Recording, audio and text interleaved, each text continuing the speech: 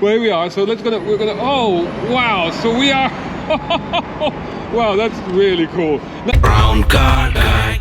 Hi guys, check these pair out. What a beautiful, wonderful, resplendent pair of Austin Healeys. Now this is a 1965 Austin Healey 3000 and this is a 1957 Austin Healey 106. They look fantastic, they look like they're ready to go, and you know what?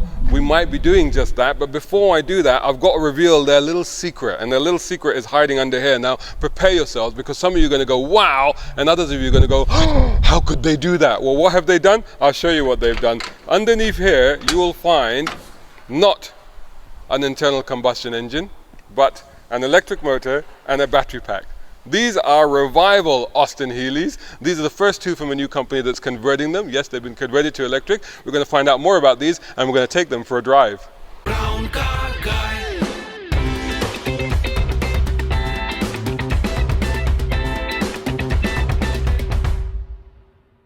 A brown car guy.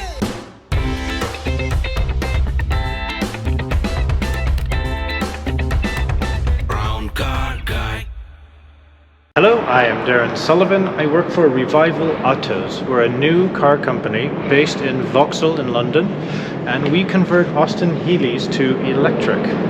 This in front of you here is a 1957 Austin Healey 106. We've converted it. We put a 110 kilowatt motor into it and a 40 kilowatt hour battery pack. So it can give you up to 150 miles if you have a light foot. But your range on an electric car always depends on how heavy your foot is. So I'll never get that because I have way too much fun in these cars. I'm zooming around all the time and starting up quickly. So we've got the main battery box right here. We have another one in the boot. And this is our control box. And you can see the people who've worked on it. And this is one of the founder editions. This is one of the first 10 cars we were producing. And underneath that, we have the Nissan Leaf motor. We choose Nissan Leafs because our company is all about sustainability and recycling and not hurting the environment and trying to be good. And so instead of buying new parts, we try to recycle. And these motors are robust and they will last the lifetime of the car easily. Battery packs, this battery pack, when we got it, it had like 1,200 kilometers on it, so hardly any use whatsoever. So, and people ask, how long will these batteries last in these cars? Well, these can be used as daily cars, and as a daily car, as an Austin Healey, it still won't be used as much as other people's normal cars. So 10 years use of this car will be minimal. So the batteries will last easily 10 years. They're still replaceable if you do want a bigger battery pack or something like that. You know, because it's a classic car that has been made by us, we can upgrade the battery packs at a later date. As the technology changes and energy density increases, we can upgrade it. So maybe get something with 400 miles in it in a couple of years. So we've got a heating system in there. We use a Tesla water heater to heat the cabin. It works very well. We've got heated seats.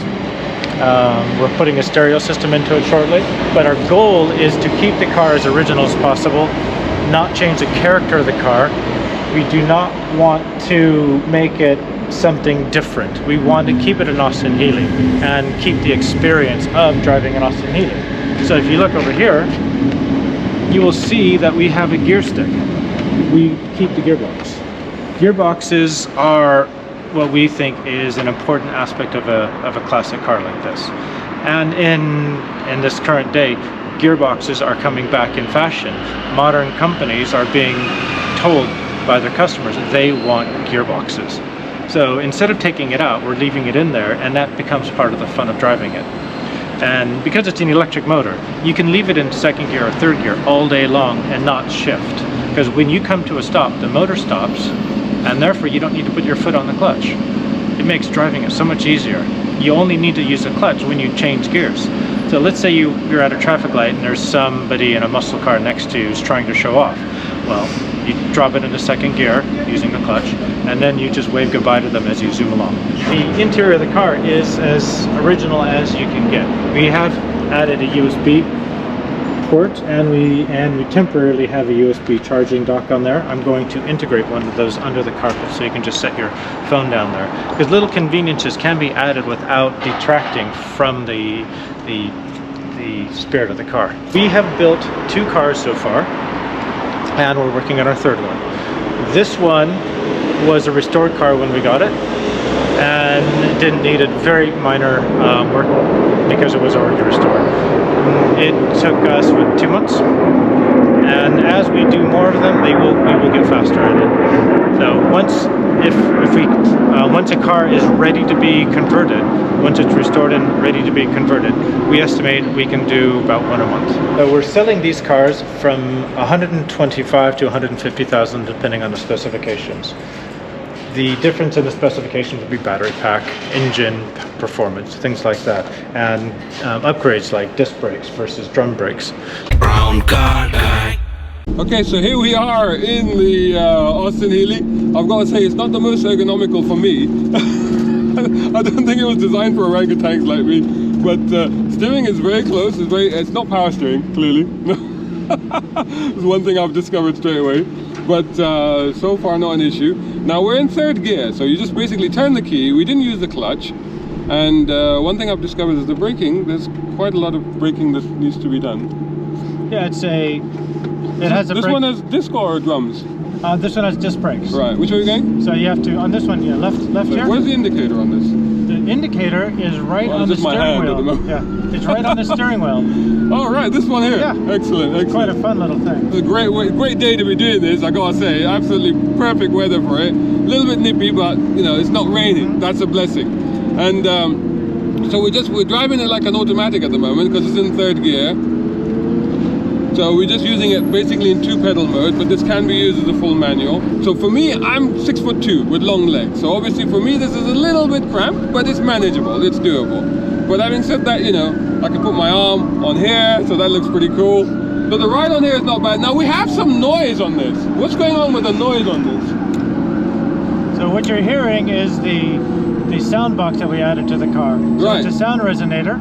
Right, you really need to put your foot on the brake to get it to stop, yeah? Put your foot on the clutch, and then give it some revs. So that is the sound of a Lamborghini Urus. You can change it to various things. Right. This Have you is got an anything Audi classic? R6. You got anything classic on there? Well, we're going to be putting more classic sounds onto it. Right. So some of the sounds are less exciting than others. Yeah. This is a Mercedes AMG. Right, okay. So if I release the clutch, I can go now, yeah? It's as simple as that, yeah. So you don't have to do the biting point thing. You can just release the clutch and off you go. No, but if you want to do rev when you're standing still, you do need to use the clutch. Right, okay. Which way are we going? Around this way? Or just follow the bus. Yeah. So this is definitely a car where you want to shuffle the steering because it feels right to do it that way. And the brakes definitely, I think, do take getting used to. I mean, you know you're in an older car. This one's got the disc brakes, you said, right? Yeah, this one's got disc brakes. Yeah. The next but car so you need to like, if there's a bit of travel and you get towards the end of the travel, and then you sort of really have to squeeze it there to get it to stop, So it's got a brake booster on it, and currently the brake booster is, so you want to be in the, we're going to turn right up there. So the brake booster is working, but it needs to be adjusted. We're turning here or straight? Straight up and then to the right.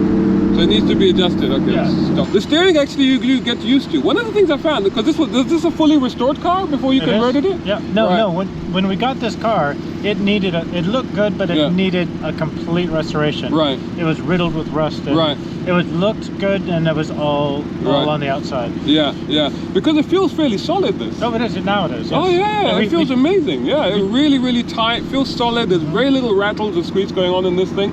It feels fairly solid.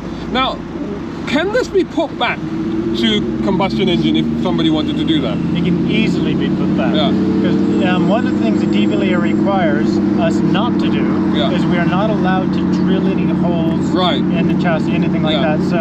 So we use all of the existing mounting points that are already there. We build brackets for the batteries, we build brackets for the motor, things like that.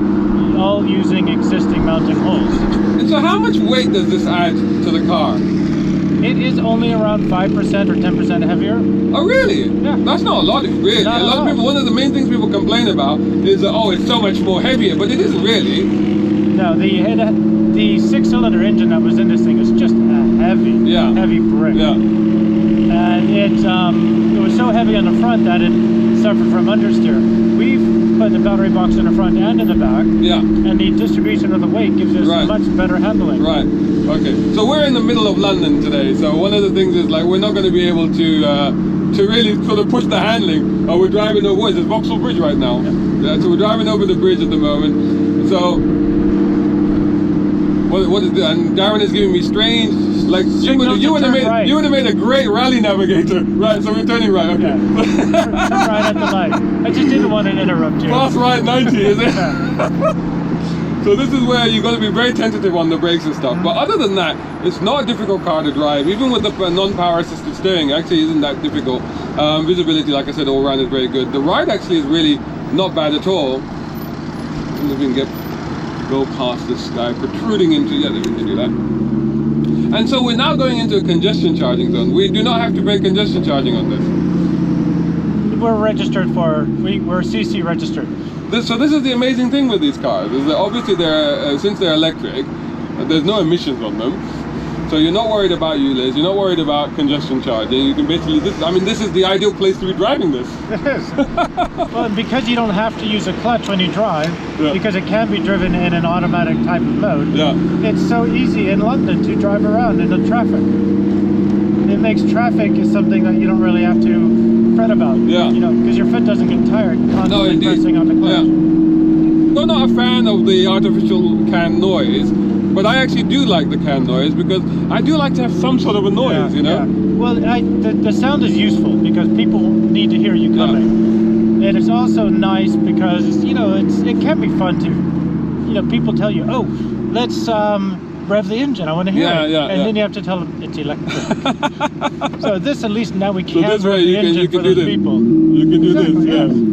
Yeah. And it has a bit of an electronic sound to it, so which matches the electric car. That's it. I want to hear a classic sound on it, though. I want to hear like a classic Rorty, you know, full pot or a straight six or something like that. That's what I'd love to hear on it. We will be adding more sounds to the sound. We're now in a Porsche 911. Okay. It doesn't sound to me like a Porsche 911. No, it doesn't really. Sounds like a lawnmower. No, that should sound a lot better than that. Okay, we're now in a Ford Mustang GT. This is better. This is much better. Let's stick with that little burble going on, yeah.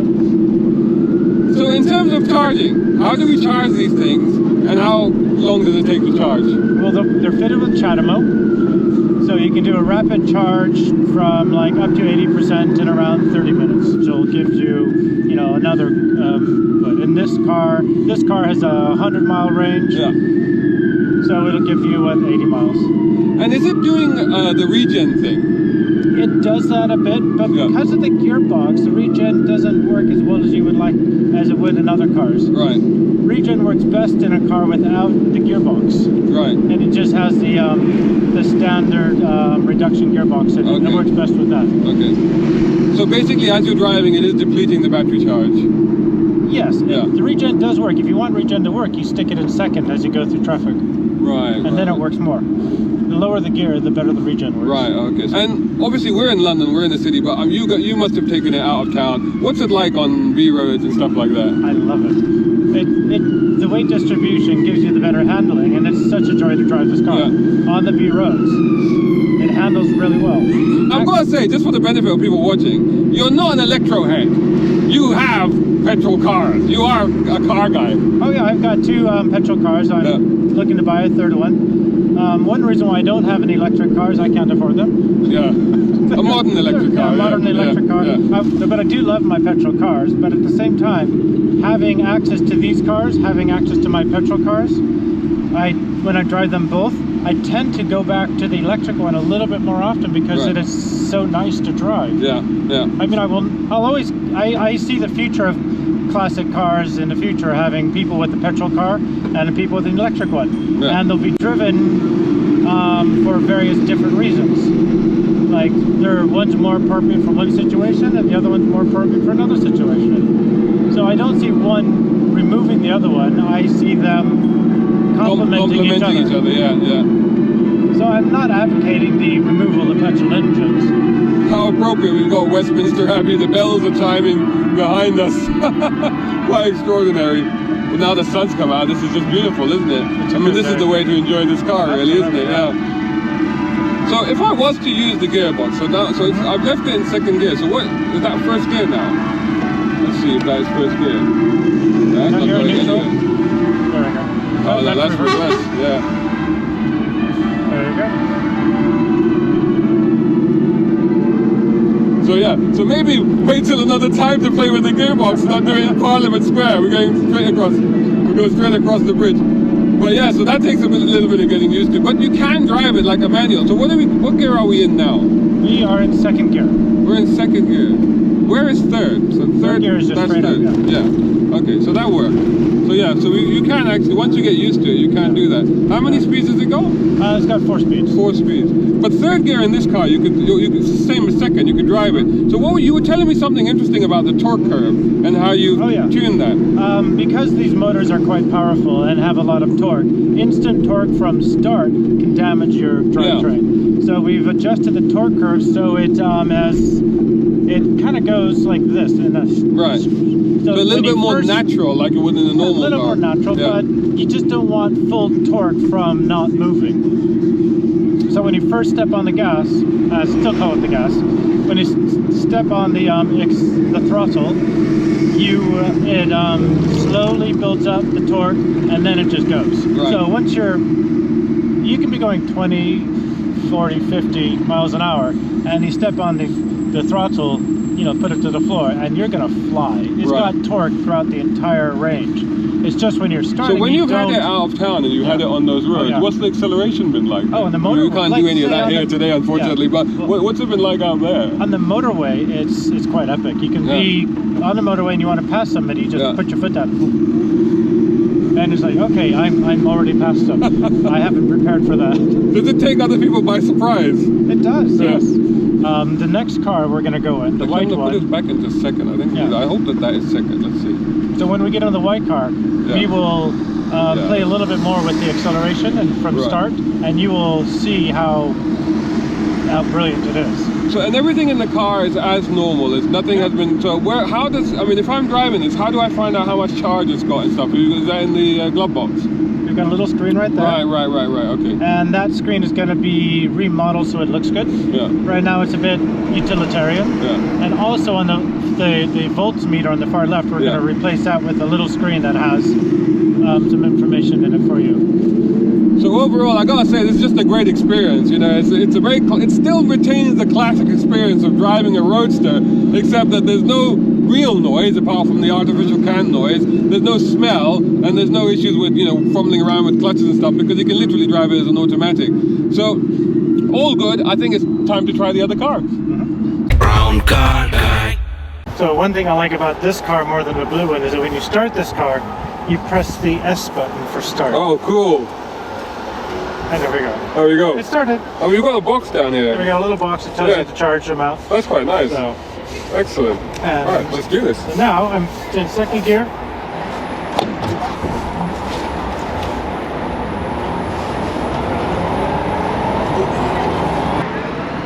Oh, wow.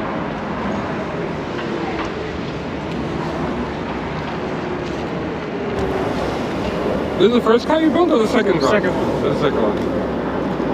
And this has got the drum brakes on it. It's got drum brakes, and it has a different master brake cylinder. I want to start using, playing with the master brake cylinders to give you the optimal braking, because you can simulate modern braking conditions and with different brake cylinders. Yeah. So now here, I'm going to show you how this 110 kilowatt motor can perform. Wow. Okay. So if you saw that, you saw me literally pin back. I mean, there's no headrest on this thing, so it's literally like, whiplash time. That's what that was. So that's quite extraordinary. And this is in a car that originally was 0 to 60 in about 12, 13 seconds or something like that, right? Yeah, it was. We've increased that. We've decreased that number a bit. So, what do you have to do any additional uprating to it in terms of being able to deploy that sort of momentum and power? Well, they do a lot of track use in these cars, right, where they put more powerful motors into them. So they're used to having more powerful, but it's the torque from stop that can damage it. Yeah. So, because even the track cars, they do have a slight in acceleration curve. Right. So we have that as well. So from absolute stop, I'll wait till this car goes by. And I'll prep my neck. Yeah. You can see how the torque builds up. Yeah. But just in a matter of seconds. Yeah. It's pretty solid. It's pretty quick. But it's not like you said. It's not instantaneous. It's not like you get in a sort of modern electric car where it's a hammer force, isn't it? Yeah. Well, those cars are built with that type of torque. And they have the traction control system and everything, so they will deploy that power carefully. This doesn't. So we need to. So this doesn't have any kind of traction system on it. We need to protect. We are the traction control system. You're right. And we sometimes break down. Sometimes. And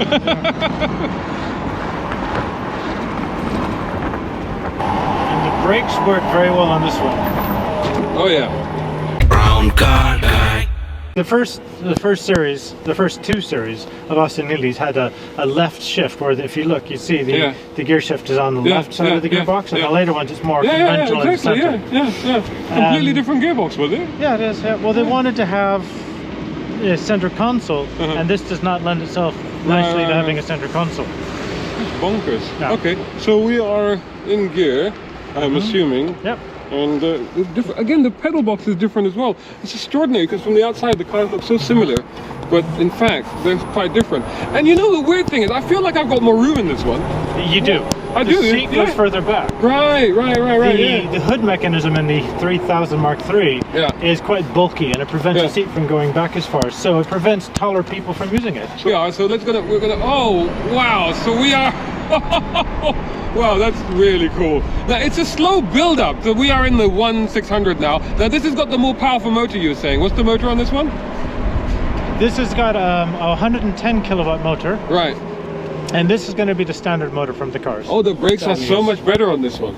And this has actually got drum brakes on it, you're saying? Yeah, drum brakes. So that's crazy, because this is actually really, the progression on the brakes is much better on this one. And I can see where you've been developing the cars, but clearly this is a step up. You know, people would think, okay, the 3000, you know, but then this one actually is fueled like the better car. Straight away, it's easier to drive in terms of braking, in terms of acceleration. I'm not even going to bother changing gears, but just doing that, it's in second gear for now. But yeah, definitely there's just a little, there is still a little bit of travel, but it's a lot less than the other one. And the braking comes in a lot stronger earlier. But the main thing, and again, the fitting, well done with the fitting quality. This one's a little bit more squeaky, I think, than the other one. But the fitting quality and build is really good on this. Yeah, this is my favorite of the two cars. Yeah. And the next one, the car we're doing next, is a green Austin Healey 106. Should we go straight down this road for a bit? Oh yeah, let's do that. Yeah. So the next car is going to be another 106 like this one. Yeah. It's going to be in green. And it has the 150 kilowatt motor, which is quite a bit more powerful than this one still. Wow. And it'll have... Do you envisage having to put in some sort of traction systems at some point? No. No? No. Your right foot is the traction system, as you were saying. Putting in something like that is so complicated. Right. And you kind of have to design the car around it. Yeah. So we're still going to be working with the whole classic car concept, because this is a classic car. Yeah. And we don't want to make it a modern car. Changing the motor from petrol to electric doesn't make it a modern car. Right. It makes it a reliable car. Right. And it makes it a better car. Reliable, cleaner, usable sort of but thing. It doesn't make it a modern car. It's still a classic car.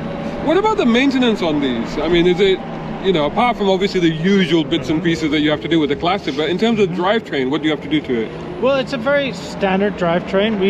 When we sell the cars, they're restored. So it has the rebuilt gearbox, it has rebuilt differential, axle, and brakes, everything like that. So it's all in new condition and new restored condition. So maintenance on that will be just standard for any car.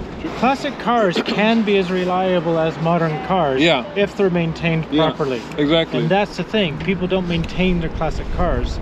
as properly as a modern car. And something else interesting that you were saying earlier about upgrading the battery pack. For example, with these cars, like for example, there's a big problem with brand new electric cars. That if the battery pack goes, the battery pack is sandwiched into the floor. So that's a major thing that you have to do. That's a £20,000 job that you have to do. But in this one, it's literally a case of you can take it out and drop another one in. Yeah, we can take that battery box out in 10 minutes. Wow. And we can replace it with another one of this. So the other great thing about these sort of cars is that as the technology improves, as the battery technology, as the motor technology improves, you're actually able to retrofit those as and when. Easily, yes. And you're creating kits for these, so that these kits can also be exported or bought, and then the conversions can be carried out by somebody that's qualified to do so. Well, we call it a kit. However, they can only be installed by someone who is trained, and we will be partnering with maybe a workshop in California. I'll be out there, doing most of the installation myself. I mean, there must still be tons of these out there, because so many of them got exported there, didn't they? Loads of them in the States. There's no shortage of Austin Healeys. And at some seem point, rare, but they're not. And are you purely going to focus on Austin Healeys, or at some point are you going to widen that net? So after the first 10 cars, we're going to start working on another car. We haven't decided what that's going to be yet. Would it be in the same British roadster vein, like an MG, I guess, or something? Don't know. That is a good question. We've floated lots of ideas, and we thought about doing something economical, but we like sports cars. So it's still to be decided. And what's the reaction that you get from existing Healey owners and classic car owners when you take this car to shows, or this one or the other one? I thought the Healey owners wouldn't appreciate it. But it's about 50-50. We get quite a few people thinking that's a great idea. And the most common thing we've heard, which is a bit amusing, says, "Oh, I would love to convert one of my Healeys." One of my Healeys, I suppose if you have that option, why not, right? Exactly, yes. So if you've got more than one Healey, then convert the other one to electric, and then have your petrol on the side. I gotta say, this one, I'm really liking this one. Honestly speaking, the other one was great fun as well, but this one, in just terms of drivability, it just feels more normal. It feels straightforward. The braking, the steering, everything just seems to require a little bit less effort. And I don't know if it's because I'm getting used to the car, or it's just that this one actually naturally is just a better car to get around in, I think.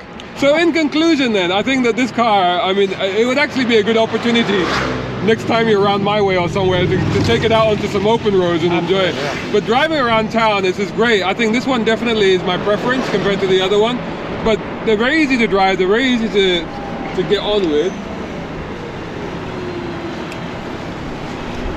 And it is proving a point that you can actually increase the life of these classic cars to make them something that can be enjoyed and used for ages to come by doing this conversion. Though it's not a cheap conversion, it's not for everybody probably, but it's still something worth considering.